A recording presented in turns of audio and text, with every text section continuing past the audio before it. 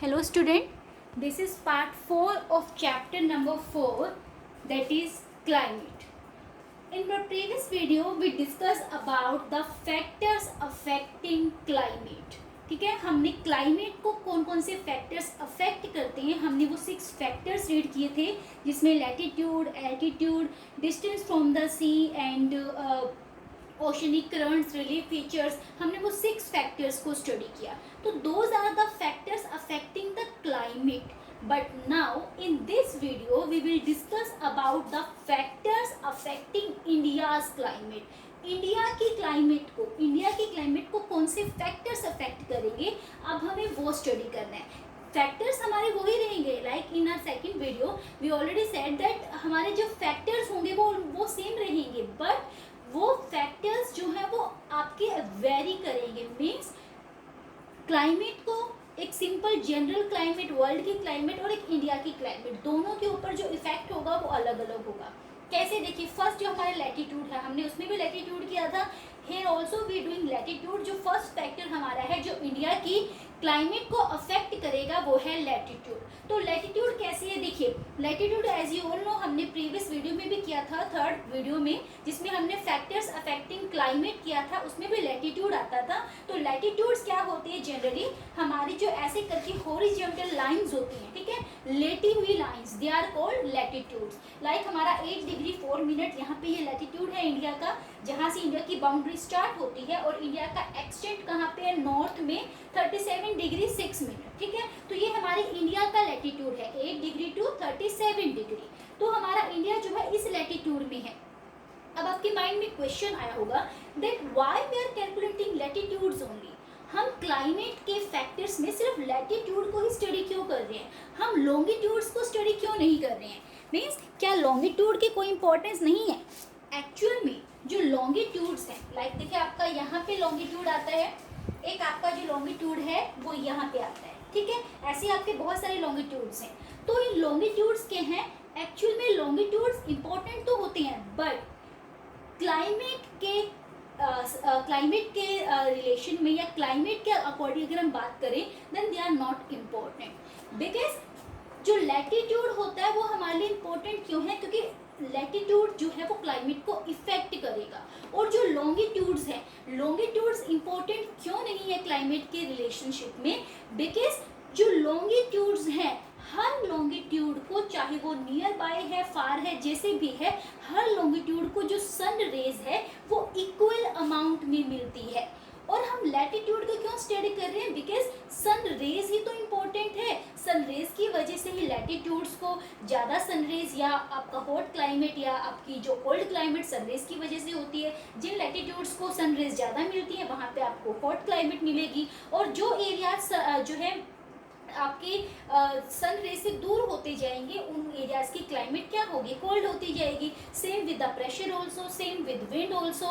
Means हर एक चीज़ जो है सन रेज के ऊपर ही तो डिपेंड करती है. बट लॉन्गिट्यूड्स को तो सन रेज इक्वल अमाउंट में मिल रही है, चाहे वो कहीं पे भी लॉन्गिट्यूड्स क्यों ना हो. और लॉन्गिट्यूड्स वैसे भी डे एंड नाइट के कंटेक्स्ट में जो है इम्पोर्टेंट है. क्लाइमेट के अकॉर्डिंग जो है हमारे लॉन्गिट्यूड्स इंपॉर्टेंट नहीं है.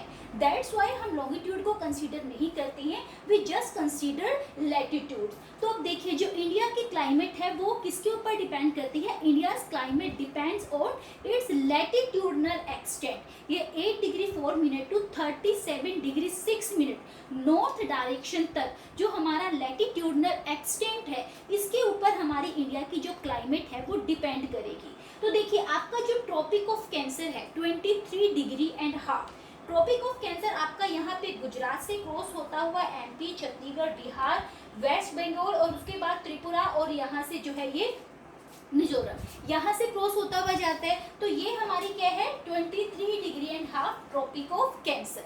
ओके, अब ट्रॉपिक ऑफ कैंसर जो है वो क्या करती है, हमारी कंट्री को ऑलमोस्ट 2 हाफ में डिवाइड करती है.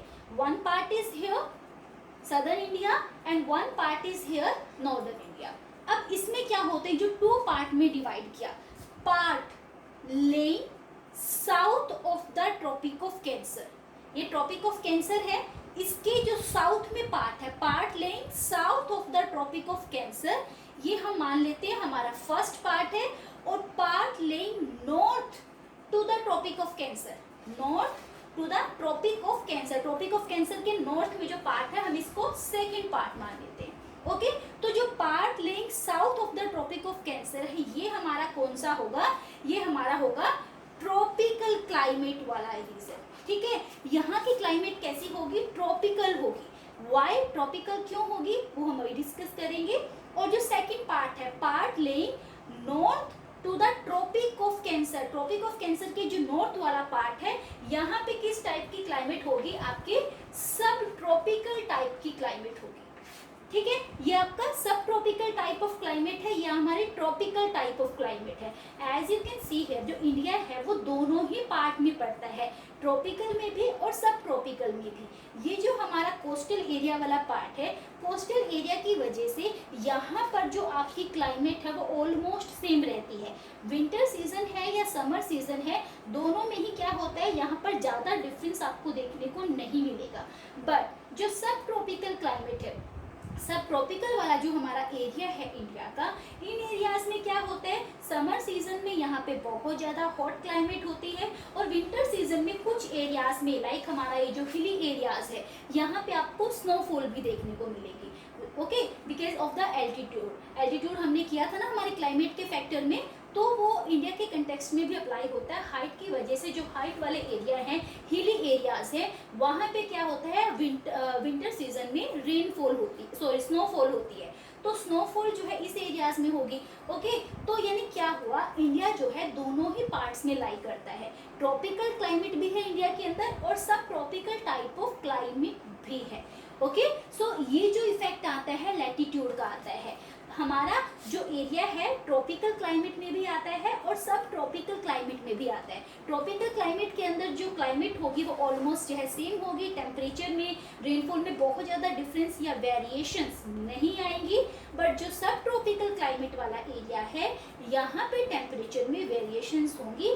वाई, बिकॉज यहाँ पे क्या होगा, यहाँ पे ज़्यादा रेनफॉल नहीं होती है। सेकेंडली यहाँ पर ये जो एरिया है वो सी से काफ़ी फार अवे है, दैट्स वाई जो सी का इक्विवेलेंट इफेक्ट है वो यहाँ वाले एरियाज पे नहीं डलता, जिसकी वजह से यहाँ पर समर जो सीज़न है उस टाइम पे टेम्परेचर बहुत ज़्यादा होता है और विंटर सीजन में इन एरियाज में टेम्परेचर बहुत ज़्यादा कम होता है।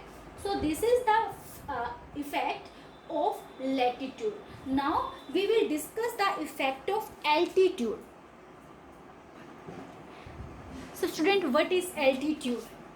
Altitude means height.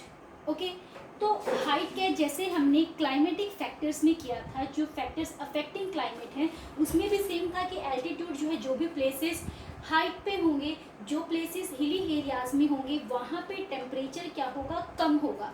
बिकॉज जितनी ज़्यादा आप हाइट पे जाते हैं उतना ही ज़्यादा टेम्परेचर डिक्रीज हो जाता है। ओके, तो सेम अब हमें यहाँ पे इंडिया के कंटेक्स्ट में देखना है कि इंडिया में क्या है, एल्टीट्यूड जो है कैसे इफेक्ट करता है इंडिया की क्लाइमेट को, how does it affect the climate of India. So as you can see here, this is the part of Himalaya. Okay, ये जो आपका पार्ट है ये हिमालय एरिया है, हिमालय रीजन है। तो Himalaya in north which have as an average height of 6000 metre.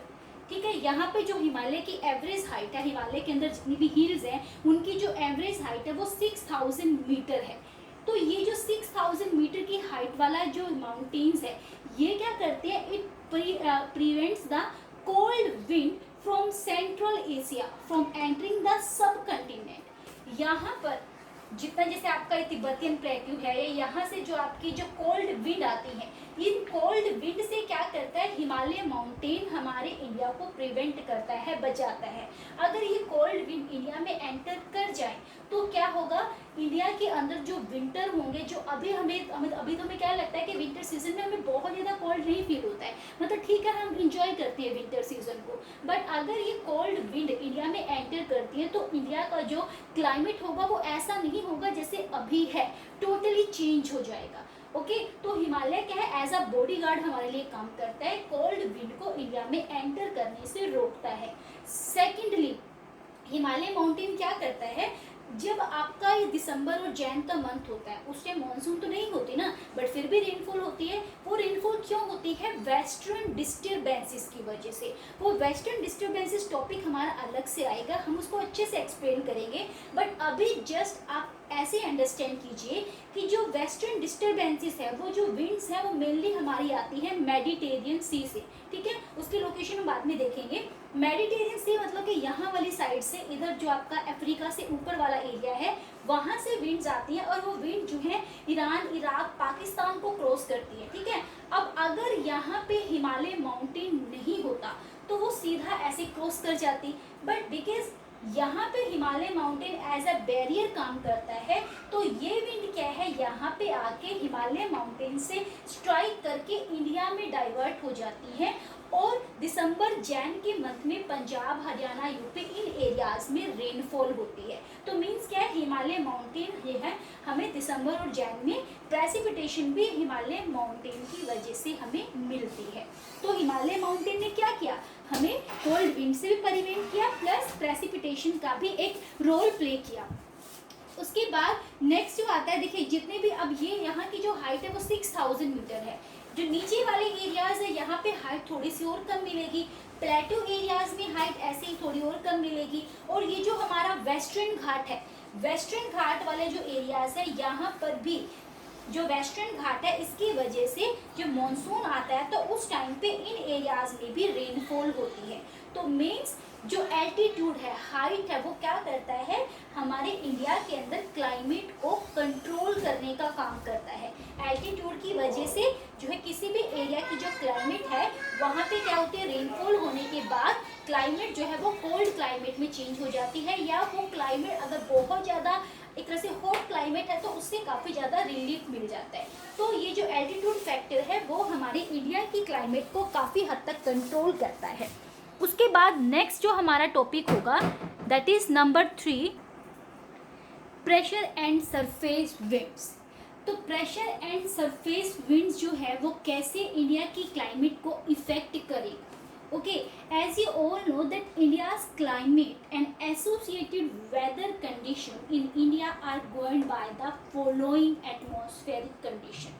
देखिए pressure and surface winds क्या होती हैं, हमारे किस एरिया में जो है प्रेशर ज़्यादा है, कहाँ पे प्रेशर कम है, जो सरफेस एरिया है, जो लैंड पार्ट है, वहाँ पे विंड्स कैसे चलती हैं, अपर पार्ट में विंड्स कैसे चलती हैं, और वो कैसे क्लाइमेट को कंट्रोल करेंगे, हम जो है यहाँ इस पार्ट में देखेंगे।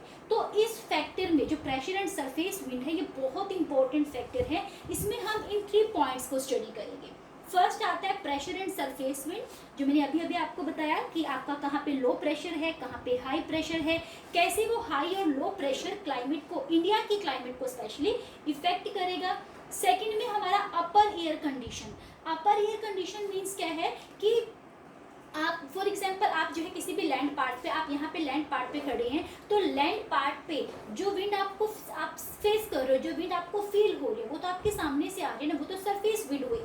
बट क्या होता है, सरफेस विंड जो है, अब जो प्रेसिपिटेशन होती है, प्रेसिपिटेशन कहाँ होती है, वो नीचे से तो नहीं होती ना, प्रेसिपिटेशन कहाँ से होगी, ऊपर से आएगी, रेनफॉल ऊपर से होगी। तो जो अपर एयर कंडीशन है, ऊपर जो एयर है वो कैसे है, वो कैसे इफेक्ट करेगी, हम उसको स्टडी करेंगे। मेनली उसमें जेट स्ट्रीम आएगा, तो बहुत इंपॉर्टेंट टॉपिक है, we will cover that. And next जो हमारा आता है वेस्टर्न साइक्लोनिक डिस्टर्बेंसेस। जो वेस्टर्न साइक्लोनिक डिस्टर्बेंसेस है और ट्रॉपिकल साइक्लोन्स है, बहुत इंपॉर्टेंट टॉपिक है, हम उसको भी स्टडी करेंगे। तो ये तीनों जो फैक्टर्स है, तीनों जो कंडीशंस हैं, ये हमारी किस में आती है, प्रेशर एंड सरफेस विंड में आती है। तो इस वीडियो में हम just pressure and surface wind को कवर करेंगे, और बाकी जो हमारे 2 फंक्शंस, 2 कंडीशंस हैं, उन 2 कंडीशंस को हम अपनी नेक्स्ट वीडियो में डिस्कस करेंगे। So here we will discuss pressure and surface wind. तो प्रेशर एंड सरफेस विंड क्या होती है, okay, just look at here that India lies in the region of north easterly wind. पहले तो आप ये समझिए कि जो ईस्टर्ली विंड्स है ये क्या है, नॉर्थ ईस्टर्ली विंड्स क्या होता है, okay. Just look at here, ये क्या है हमारा ग्लोब, ओके, 0 डिग्री इक्वेटर, ये हमारा 23.5 degree north, Tropic of Cancer, 23.5 degree north sorry south Tropic of Capricorn, ठीक है। ये वाला जो ऊपर वाला पार्ट है आपका, यहाँ पर 0 डिग्री वाले एरिया पे क्या होगा, टेम्परेचर हमेशा क्या होता है, ज़्यादा होता है, ओके। और जहाँ पर आपका टेम्परेचर ज़्यादा होगा वहाँ पे प्रेशर क्या होगा, हमेशा प्रेशर हमेशा लो होगा। अगर टेम्परेचर हाई होगा तो प्रेशर लो होगा, और अगर टेम्परेचर आपका कम है तो प्रेशर क्या होगा, हाई हो जाएगा। दोनों में इनवर्स रिलेशनशिप है। तो ये जो 0 डिग्री पे जब टेम्परेचर ज़्यादा है तो यहाँ पे प्रेशर क्या होगा, लो प्रेशर, और ऊपर टेम्परेचर लो है तो प्रेशर क्या होगा, हाई प्रेशर। तो क्या है, ऊपर हाई प्रेशर, नीचे लो प्रेशर। और एक चीज़ और आपको माइंड में रखनी है, जो विंड्स होती है, विंड्स हमेशा क्या करती है, विंड हमेशा high pressure to low pressure चलेगी। विंड जो चलेगी वो हमेशा high pressure to low pressure चलती है, ठीक है। तो यहाँ पे क्या है, India lies in the region of north easterly wind. तो नॉर्थ ईस्टर्ली विंड्स क्या है, अगर आप इसको ऐसे करके डिवाइड करेंगे, देखिए इंडिया कहाँ पे है, ये 0 डिग्री। इंडिया कहाँ से स्टार्ट होता है, 8 degree north, 8 degree north to 37 degree. तो मीन्स इंडिया कहाँ पे लाई करता है, इस नॉर्थ वाले एरिया में लाई करेगा, ओके। और नॉर्थ ईस्ट, ये देखो नॉर्थ ईस्ट वाला जो ये पीस है ना हमारा, इंडिया हमारा यहाँ पे लाई करता है 0 डिग्री से 37 डिग्री। यहाँ पे 23 डिग्री है, 37 डिग्री तक लाई करता है। तो इंडिया में जो विंड चलेगी, लाइक आपका अगर हम इंडिया का यहाँ पे ऐसे बनाएं, तो इंडिया की जो विंड है, नॉर्थ ईस्टर्ली विंड मीन्स क्या है, ऐसे करके नॉर्थ से ईस्ट वाली साइड जो विंड चलेगी उनको हम क्या बोलते हैं, नॉर्थ ईस्टर्ली विंड्स बोलते हैं। तो यहाँ पे क्या है, जो विंड है वो high pressure to low pressure चलती है। विंड हमेशा कैसे चलेगी, high pressure to low pressure चलेगी। सो दे ब्लो साउथ, ये ऊपर नॉर्थ है, नीचे south, they blow south, get deflected the right due to the Coriolis force. अब यहाँ पे कॉर्लिसिस फोर्स आया है, I will explain this word also, Coriolis force, and move towards the equatorial low pressure area, move towards the equatorial low pressure area. क्या है इस line का meaning, देखिए क्या होता है, हमारी जो विंड है सरफेस विंड, वो ऐसे चलती है, ठीक है। सरफेस विंड जब ऐसे चलती है तो वार्म होके क्या होती है, ऊपर उठ जाती है, ऊपर उठ के क्या होती है, वो कोल्ड होके दोबारा से फिर नीचे आती है, ठीक है। वार्म होगी तो ऊपर उठेगी, ऊपर उठ के कोल्ड हो जाएगी, ठंडी हो जाएगी विंड, और ठंडी होके वो दोबारा से नीचे आएगी। तो जब ये ब्लो करती है साउथ में, दे ब्लो साउथ, गेट डिफ्लेक्टेड, वो सीधा आने की बजाय क्या होती है, डिफ्लेक्टेड हो जाती है। They get deflected the right direction में डिफ्लेक्ट हो जाएगी due to the Coriolis force. Coriolis force की वजह से वो राइट डायरेक्शन में डिफ्लेक्ट हो जाती है, ठीक है।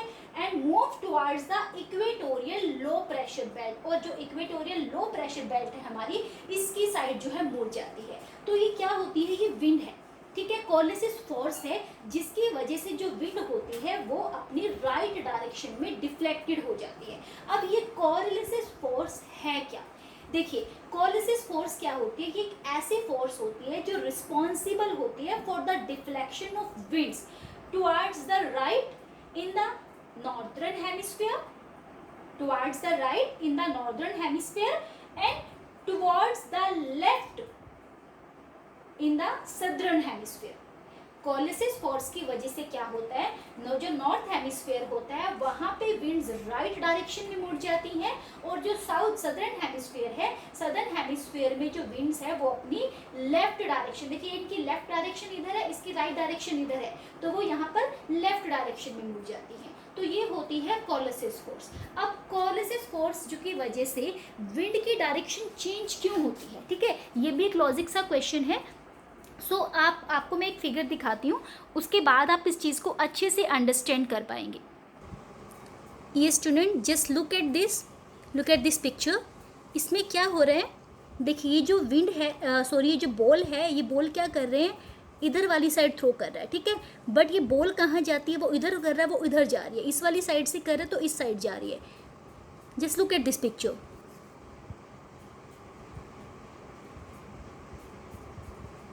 ओके अब देखिए ये जो आपकी पिक्चर थी जिसमें आप गेम प्ले कर रहे हैं, तो बॉल वो डायरेक्शन राइट में थ्रो कर रहा है, बट वो आपकी कहाँ जा रही है, लेफ्ट में जा रही है। वो साइड में थ्रो कर रहा है तो राइट में जा रही है। एक्चुअल में क्या होता है, लाइक अगर मैं आपको एग्जांपल दूँ, फॉर एग्जांपल एक पर्सन बाइक पे जा रहा है, ठीक है, और वो बाइक पे बहुत स्पीड से जा रहा है, उसकी वेलोसिटी बहुत ज़्यादा है, ठीक है। अब उसकी वेलोसिटी ज़्यादा है, बट वो क्या करता है, वो एक पेन को थ्रो करता है, ठीक है। वो ऐसे बाइक पे जा रहा है, वो क्या करता है, एक पेन को पीछे थ्रो कर देता है, तो क्या होगा, वो तो आगे चला जाएगा, बट उसका जो पेन होगा वो स्ट्रेट जाने की बजाय वो पीछे गिरता है जाके। रीज़न क्या है कि जो बाइक वाला पर्सन है उसकी वेलोसिटी ज़्यादा है और जो पेन के गिरने की वेलोसिटी थी वो कम थी। तो जिसकी वेलोसिटी कम होगी वो चीज़ पीछे रह जाएगी और जिसकी वेलोसिटी ज़्यादा होगी वो आगे निकल जाएगा, ठीक है। तो ऐसे ही विंड होती है। तो इसमें भी क्या है कि जिस विंड की वेलोसिटी कम होती है वो क्या होती है, पीछे रह जाती है, और जिस विंड की वेलोसिटी ज़्यादा होती है वो आगे निकल जाती है। तो यहाँ पे जो कोलिसिस फोर्स है, कोलिसिस फोर्स के साथ भी ऐसा ही है। यहाँ पे क्या है, जब वो ऊपर से स्ट्रेट आती है तो वो रिफ्लेक्ट हो जाती है, कोलिसिस फोर्स की वजह से वो रिफ्लेक्ट हो जाती है अपनी राइट डायरेक्शन में, और जो अगर वो सदर्न हेमिस्फीयर में है तो वहाँ पे लेफ्ट डायरेक्शन में रिफ्लेक्ट हो जाती है। आपको पजल नहीं होना है, जस्ट सिंपल सा एक बेसिक सा लॉजिक है कि due to Coriolis force the winds blow in northern hemisphere reflect in their right side and in southern hemisphere they reflect towards their left side, ठीक है। यहाँ पे वो राइट साइड रिफ्लेक्ट होती है, यहाँ पे वो यहाँ पे राइट साइड और यहाँ पे लेफ्ट साइड जो है रिफ्लेक्ट हो जाती है। दिस इज कॉल्ड कोरिलेसिस फोर्स, ठीक है। और ये जो होती है बहुत कम मॉइस्चर अपने साथ लेके जाती है। अब देखिए इंडिया में आई हुई है, ठीक है, बहुत कम मॉइस्चर इनके पास है, तो मीन्स क्या हुआ, according to this India should be an arid land and low rainfall should be there. तो यहाँ पे तो क्या होनी चाहिए, रेनफॉल कम होनी चाहिए ना, क्योंकि यहाँ पर मॉइस्चर भी कम है इस एयर के अंदर, और यहाँ पर क्योंकि एरिड एरिया भी होना चाहिए और लो रेनफॉल भी होना चाहिए। बट ऐसा तो नहीं है ना, इंडिया में तो लो रेनफॉल नहीं है और ना ही इंडिया एक एरिड रीजन है। So what's the reason behind it. So reason यहाँ पे क्या है, इंडिया में एरिड जो है एरिड लैंड क्यों नहीं है या लो रेनफॉल क्यों नहीं है, जबकि इंडिया में तो ईस्टर्ली विंड्स चल रही है, नॉर्थ ईस्टर्ली विंड्स चल रही है। So what's the reason behind it. India की जो क्लाइमेट है, क्लाइमेटिक कंडीशंस क्या है, बहुत ज़्यादा यूनिक है, ठीक है। इंडिया की जो क्लाइमेट कंडीशंस है वो बहुत ज़्यादा यूनिक है, because here are the differences during winter and summer season। India में जो समर सीजन है और विंटर सीजन है दोनों में डिफरेंस देखने को मिलता है। ये जो नॉर्थ ईस्टर्ली विंड्स थी ये विंटर सीजन में होती है, बट समर सीजन में क्या होता है, विंड की डायरेक्शन रिवर्स हो जाती है। हमने स्टार्टिंग में किया था ना दैट इंडिया के अंदर क्या होता है, इंडिया में जो विंड्स चलती हैं वो क्या कैसे चलती हैं, रिवर्सल सीजनल रिवर्सल विंड चलती हैं। सीजन के अकॉर्डिंग जो है विंड्स की डायरेक्शन चेंज हो जाती है। तो विंटर में जो नॉर्थ ईस्टर्ली विंड चलती है वही समर सीजन में कैसे चलती है, साउथ वाली साइड से, ठीक है, जो हमारा साउथ वेस्ट डायरेक्शन से विंड चलना स्टार्ट होती है। Just look at the figure, you can understand this very well.